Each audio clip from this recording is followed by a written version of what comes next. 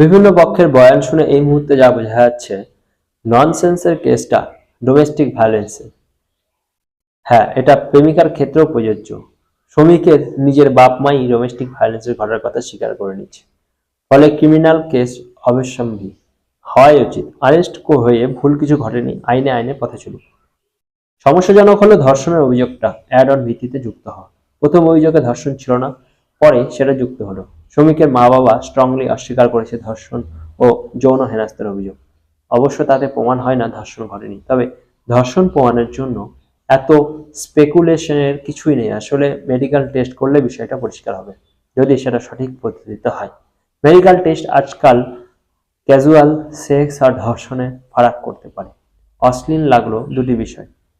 এক, শ্রমিকের বয়ান শুনে মনে হলো তার ধারণায় নেই সে কোনো অপরাধ করেছে। এটা অশ্লীল। রেগে গিয়ে প্রেমিকাকে চড় মেরে চোখ ফুলিয়ে দেওয়া, যদি বা ওটুকুই ঘটে থাকে, আইনত অপরাধ, যথেষ্টই অপরাধ। একজন কন্টেন্ট ক্রিয়েটর সেটা জানে না, এটা ব্যাপারটাই অশ্লীল। দুই, তৃণমূলীদের এই কেস নিয়ে খেমকা নাচ। তৃণমূল নেতাকর্মীদের পেজে পেজে এই কেস শেয়ার হয়ে যাওয়া, বিজেপির থেকে টাকা খেয়ে ভিডিও বানায় ন্যারেটিভ উঠে আসা, বিষয়টাতে পলিটিসাইজ করে দেওয়া প্রাথমিকভাবেই।